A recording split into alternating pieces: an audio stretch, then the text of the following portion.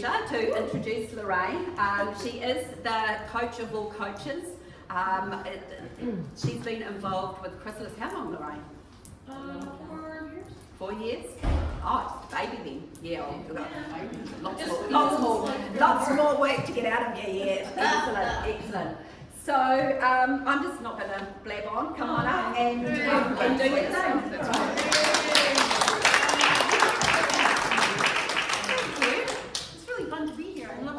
New faces and lots of people I haven't seen for a while. Don't get too comfortable. Alright, first of all, I'd like to invite you to stand up if you have a team. Are you a leader of a team? The children can? Well, yes, children can. Okay, please stay standing. And if you have contractors or support staff in your business, please stand up.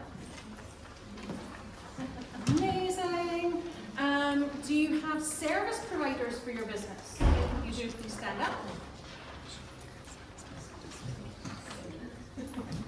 Do you have customers or clients for your business? If you do, please stand up. Fabulous. Congratulations, you're all in the right place. This session is for you.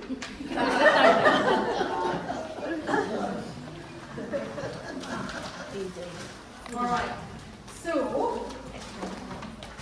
for those of you who don't know me, this is me. I am the coach of all coaches, apparently. I also ran a team in 2 Degrees Mobile back in the day that developed a culture that became award-winning just from taking some of the approaches that we're going to talk about today. So it is quite unusual for an engineering team to lead culture in an organisation, but that's what we did. And it was really just from taking more of a coaching approach, and suddenly, we were a little satellite office in Wellington, and there were, head office in Auckland, we had office in Christchurch. And, sometimes, soon we started getting these high-profile visitors coming from Auckland for a little look around, and then there would be more, having a little look around. And they just wanted to see what we were doing and how we were doing it differently. And that led us to winning an IBM Connexa award for employee engagement just by taking that approach. I'm the author of a book about leadership, which you might be interested in this at the back. And I'm a very reluctant leader. Yeah? Who can empathise with that or connect with that statement? Yeah, reluctant leader. Because we are all leaders. We are. I found myself in roles that kept me hidden. So first of all, I was a sound engineer, and I used to record talking books for the blind. So Susan. And I was consistently getting more recorded minutes out of my studio than anyone else in the company. So was able to get the best out of my readers, who were all professional actors. So that was a bit of wrangling. And then I was an RF engineer, so I designed mobile phone networks, and that required balancing a number of disciplines, so council consents and building costs and landlords and back-end transmission. So having to have those conversations and basically being a princess saying, no, I want my site here, and I want it this big, and I want all this on it, and being able to influence in a way. I was just a princess. But in a way that I could bring people on board so that we could build the best network that we could, and not falling and compromising too much. So again, that developing win-win situations, and I was doing all of this very much unconsciously at that point. And then this is the kind of leader that I am. I could not find any photos of us working.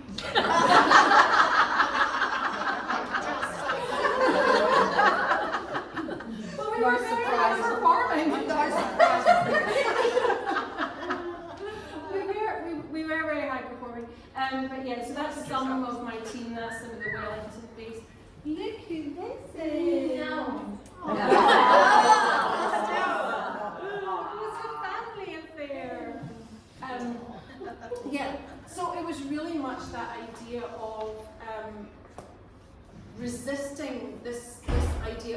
leadership, because when you are producing really well and when you are getting results, people notice, right?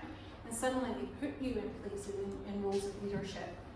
And I never wanted that, because my perception of leadership was someone being out in front and being really visible and, you know, and having to do all this really hard stuff. But that's not what leadership is. So legendary leadership means making bold decisions and being authentic and genuine while you're doing it. That's my definition. And it's not just for corporations. It's for everyone, and it's especially for you, because whether you like it or not, people are watching. And the best description of leadership that I've found, or the simplest one, is that leadership equals influence. And you're always influencing. You cannot not influence. Even if you think you're not, people are watching. So are you influencing in the way that you want to be? And that's what today is about. So, brought some handouts for you. Have a think for a couple of minutes about who is in your ecosystem. So who are the people that are watching you? Who are the people that you are influencing, whether you're aware of it or not? So we talked about that at the beginning. You know, if you've got a team, if you've got service providers, suppliers, all of the people that touch you and your business. And think even beyond that. You've got children, you've got partners, you've got colleagues, you've got family, friends. You're still influencing them as well. So just take a couple of minutes where you are, think about who's in your ecosystem. And if you need a bit of help, then talk to the person next to you. Alright. I feel we've moved from productive conversation to just chatting. Yeah. Okay, so now we've got an idea of the people that are in our ecosystem. Yeah? Any surprises? Oh, I didn't see that there was a circle. No?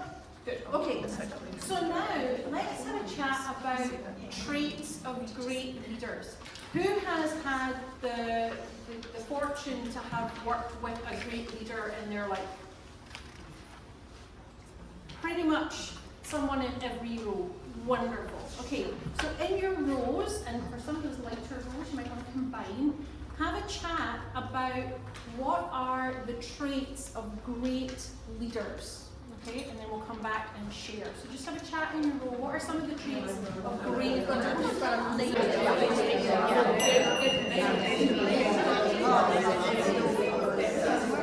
I know, I've done one of these before, and so I've done one of these before, and the hardest part of it was bringing you back from conversation. So I went and bought some bells. So when you hear the bells, that means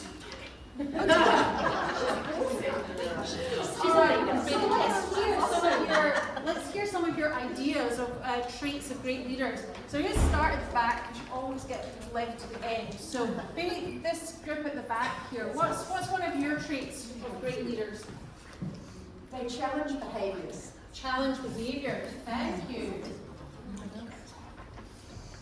Okay, let's move over to the other back. Okay, so they're okay to pass the baton on to someone else, and if they do better than them, that's absolutely okay. Yeah. No ego. Oh, yeah. No ego. Yeah. Thanks. That's so fun, right? All right, what about Deirdre, Jules, and Louise? We've got one. Listen to opinions and viewpoints. Yeah. We have others, but That's all right. We'll just get from, everybody's got lots, so we'll get one from everyone and then we'll do a wash up. And if we move over to this side. let people work autonomously. Trust. Yeah, trust.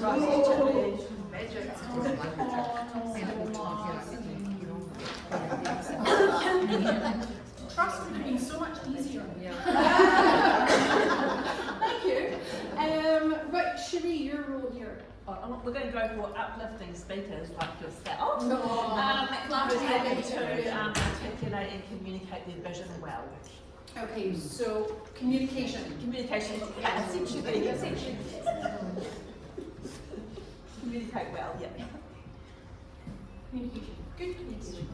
So All right. can I just interrupt, but isn't there a difference between communicating your vision and communicating well? Aren't those two separate things? Yeah. It's an and for me. So you need to communicate the vision well and be a good communicator. Yeah. So I would say that it's an and. Yeah. Thanks, Jim. Kath, your role. Recognising the abilities of individual people.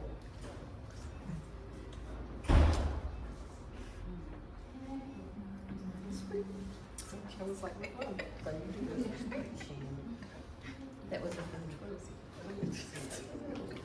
Okay. Large whiteboards. Okay, thank you.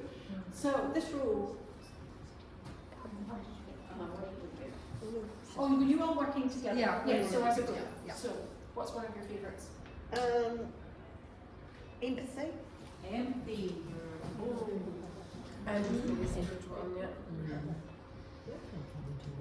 Okay, and this role. We've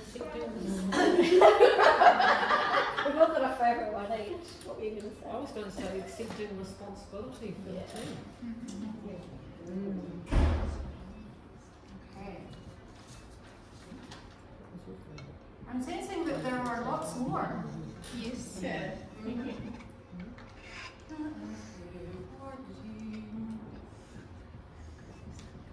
Okay, let's do another quick round then. Fair and consistent. So, Fair and consistent, our fair and team. consistent, we're just So- going popcorn, cool. Giving equal leave, apparently, was the discussion. Not. Okay, so, throw them at me then. Respect. Respect. S-P-E-C-T. Thank you.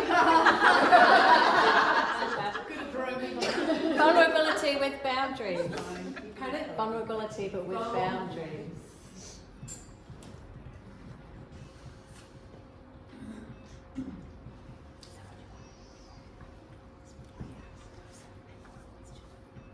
Accountability.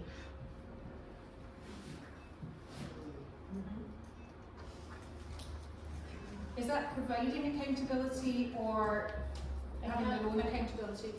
Both. Okay.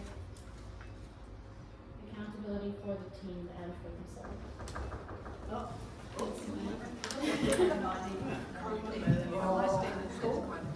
Inviting people to disagree.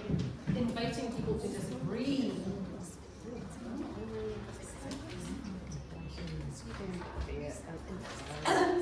creating a solid team culture. Inclusivity you've got on that. Okay, hang on.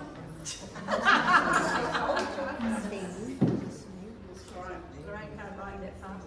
Right, creating a solid team culture, and then there was Inclusivity. inclusivity.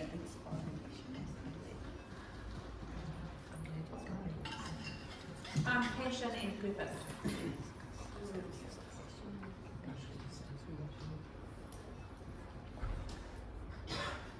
Motivating.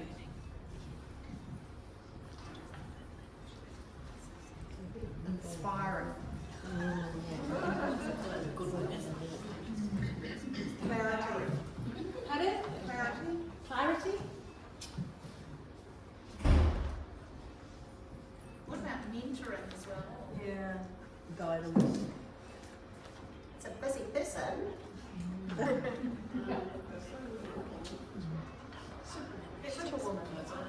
Willing to walk the walk. Willing to walk the walk, and then Jean, I'll come to you. No, that's what I was thinking.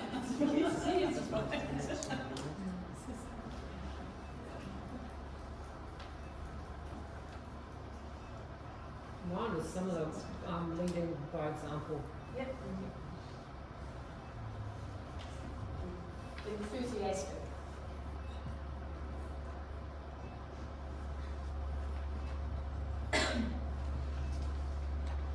Giving credit where it's due. Goodness.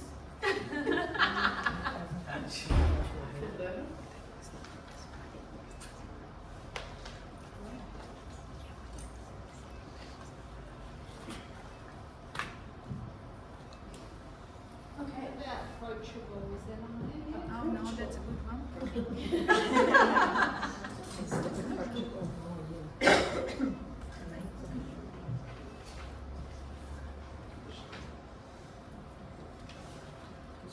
How's it feeling?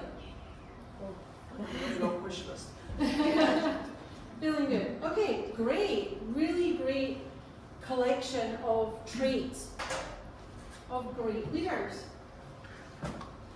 So these traits, though, are made up of 4 elements. They're what leaders say, what they do, how they think, and how they feel. Okay? So now, I'm going to ask you to think more deeply into this. So around the room, there are some of these whiteboards. So what I'm going to do is break you into groups. You're going to think about, with these traits in mind, what would those leaders be saying? What would they be thinking? What would they be feeling? And what would they be actually doing? What is the observable behaviour? All right. So if this group, we want about 7 to 8 people in each group. So if we split this group, we can do doing, and then back we can do thinking.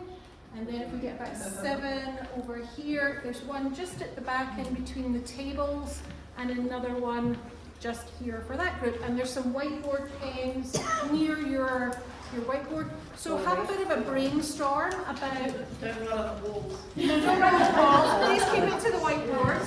Have a bit of a brainstorm in your groups around what that element would look like with those traits in mind.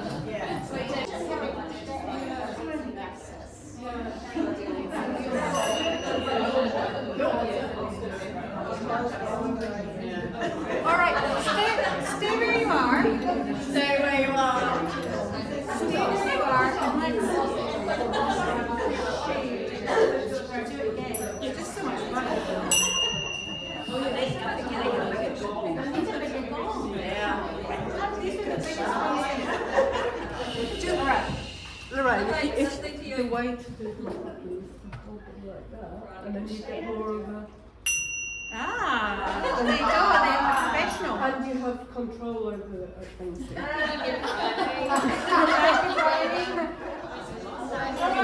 So, let's hear from each group.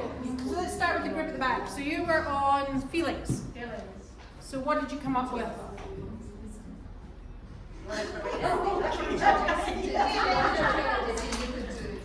We've put down responsible. These are feelings: responsible, confident, calm, self-assured, knowledgeable, empathy, feeling honoured, accountable, passion and compassion, feeling pride, feeling inspirational, daring, brave, nervous. Yeah. So I love that you've got that juxtaposition of not all being positive and inspiring and motivated and energetic. There is a flip side to that. Yeah. Which is And a human. Not a bad thing. that's where we find it right. The lead is just a human. Yeah. That's right. We're nervous when we care about something. Yeah. Thank you. Good work. Thank you. Christy, what did you come up with? So this is what you're thinking. Where are we going? Why are we going there? We're looking at the risks and how to mitigate them. Looking at the gaps, the team strengths. Have I got a succession plan? How do we overcome them? And what values do I have to lead the business? Yeah. Very good. Sometimes there's other things like have I got what it takes? What we afraid of? Yeah. What's that, Kitty? What we afraid of in ethics as well. Yeah, so the ethics and values very much coming into play together in tandem. Thank you.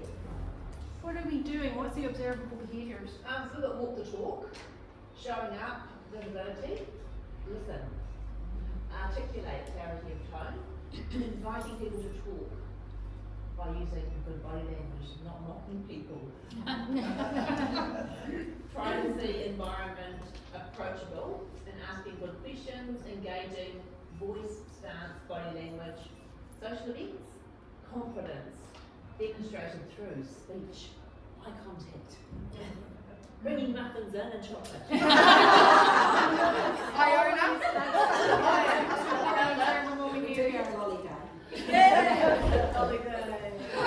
job. So I do think that this one is sometimes quite difficult to get your head around. It's like, what would other people see when you're embodying these traits?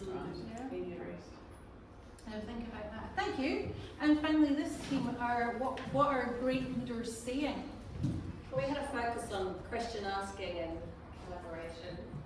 So there was lots of what do you need, how are things going, affirmations like you can do it, great job, and then also specific feedback, just specific compliments. How are you honestly? What are your ideas? Have you thought about what's going well? What improvements would you like to see? Regularly reviewing and identifying success. How would you solve this? What are you proud of? What's your point of view on this? What could we do better? What are your aspirations? Where do you see this company in 5 years' time? And keep breathing, which is apparently your favourite phrase. Because breathing is magic. Not at all stage. So yeah, great. Really, I love taking a questioning approach. I love that it's very motivational. It's not telling. There's a lot of collaboration in that. One little thing that I will offer, even though I haven't been asked, is when you're cheerleading your team and you're saying, oh, you can do it, or that's great, see if you can extend that into you can do it, how will you do it, or that's great, how did you do that? Yeah, so just helping that person, and it doesn't need to be necessarily a team member. Remember, look at your ecosystem. You've got lots of people that you influence. So what we're really doing there is extending their learning, and we're reinforcing the behaviours that contributed to that result. So it's just a little easy one that you can add on to when you're talking to people. It's like, whoa, that's awesome. How did you do that? Amazing. All right, so grabbing your worksheet, and you might want to wander around the room for this part, or you might want to sit back in your seat, but thinking about the traits and those elements of the traits, what can you adopt in your business or in your life with those people in your ecosystem that would make your influence a bit more intentional? So as I say, feel free if you want to wander around and get some ideas from the other teams.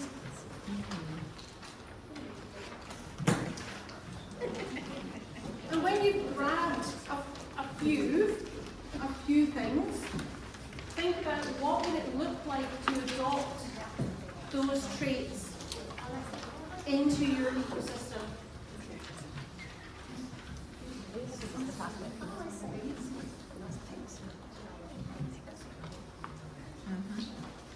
So you kind of choose one from each. Yeah, so you choose one from each of the elements. What would it look like to adopt those in your ecosystem? And then the little graphic at the bottom of the page is just for you to put a number against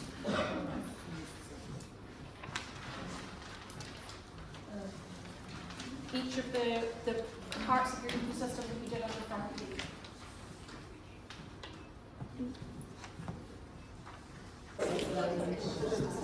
And when you captured everything, come back and have a chat to the person next to you about what you've thought and what you've written down. A little bit of accountability. Just a really unique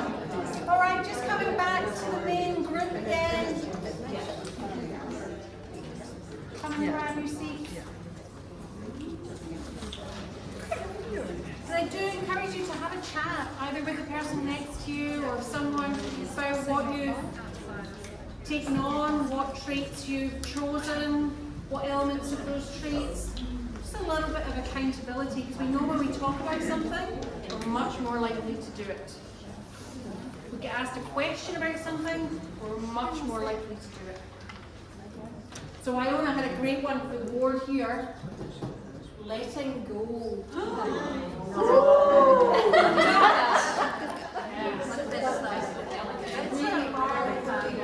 Really hard for us as well, even if we don't see ourselves as leadership, but you all are. Alright, so remember, you cannot not influence. You're doing it all the time, whether it's conscious or not. You can choose how you do it by bringing it into a bit more awareness. So, any questions or any highlights from what we did this morning?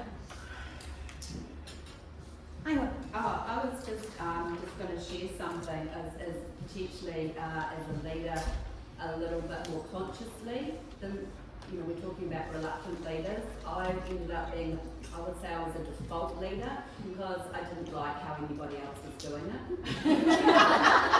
Wow, I'm so back to the letting go thing. But as part of that, I've written about being more intentional, because sometimes I think we do find ourselves as a reluctant leader in places by default. So being more intentional, I think I heard somebody mention that. But something from another training course I did for websites, but I think it applies to leadership here. It's always, if things come up as leaders, it's asking who, not how.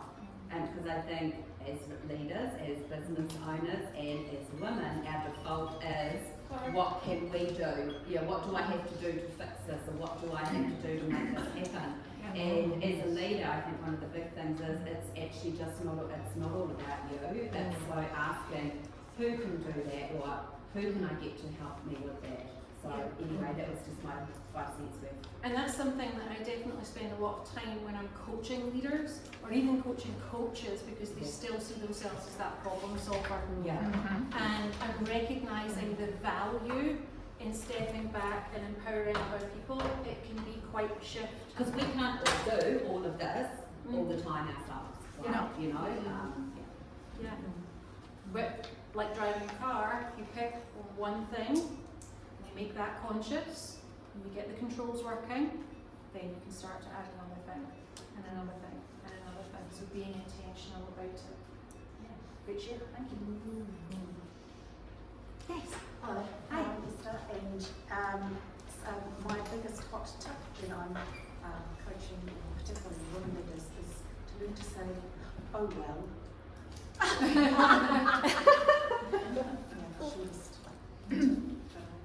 Because of all the things that you've just been talking about, I remember sort of wanting to be so everybody else's problem. Yeah. It's a really useful conversation starter. I mean, my few words is good enough these days, just allowing myself and people, it's good enough actually, we are so perfectionist in so many things, and then actually it's good enough, because just by trying to fiddle with the 5-10% of a project, maybe we can learn more, we move on, and learn something from the next stage. Oh yeah, don't get me started on perfection. Yeah. It's really easier for another 45 Here. minutes. Yeah, I'm carrying on from, because good enough is done is better than perfect. I constantly have to remind myself. And yes, and with these good enough, oh well, done is better than perfect, we have to be discerning, right? Because sometimes we do need it to be closer to perfect. So it's being discerning. Maybe that's another one for this board, is being discerning. Yeah, cool. Any other questions or shares? I just think with leadership, it's always striving to be the best version of a leader, but that you need to get out of your comfort zone a lot, and that growth only happens outside of your comfort zone, and that's the scary part. People push back on you, is to stick to your guns and know what we're doing, why we're doing it, so that you can actually grow and be the best version and that's true for us all, right? We've all got businesses. We all have to be the face of our business. That means putting ourselves in that space of visibility, which can be really scary because we worry about pushback. Yeah, it's a really good point. Thank you. I was just reflecting as a parent, and I've always thought this really throughout my career, how parenting and leadership is very much the same thing. I was just thinking about my little team at home and how to adopt these things in there. Yeah, and to take the onus off myself as the main caregiver and the one that runs the house, and actually get these people to These people, that's right, these people. Yeah, thank you. I'll report back next month. Otherwise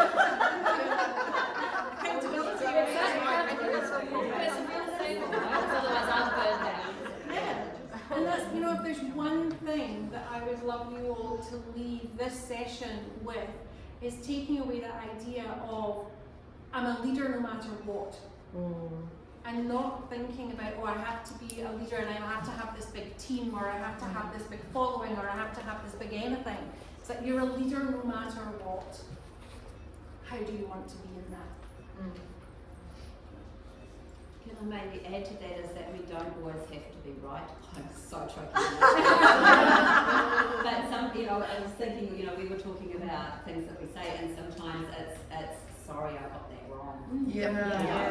I think sometimes if we think that we are leaders, that we have to be this persona that we create. And we look at all these words and like we know them, but the reality is that we can't always walk them all 100% of the time. We're fallible, we're people, we're in leadership roles by default, and that we don't always get it right. But acknowledging that and how you move forward is part of what makes a good leader. Yeah, exactly. And you know, how does that feel to be on a team, whatever the team looks like? It could be a family, and somebody said, I'm sorry, I got that wrong, we could have done that differently. Suddenly, there's more ownership in that team. It's like, oh, well, this person actually needs my help. They're more invested now. Humility to go on with it. Oh, humility. Yeah. We could have gone on and on and on here. So you all know what it takes to be a great leader, and you are all leaders. So lots of options. All right, thank you very much.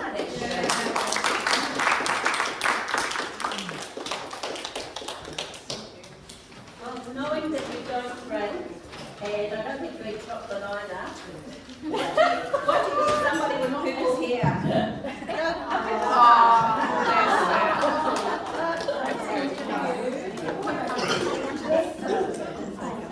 Thank you. That was really good. Yes, I have to say my leadership role was, is kind of, when you're sort of saying leading kids at home, I work with my kids. Yeah, so which are my kids as well. That's my aspiration.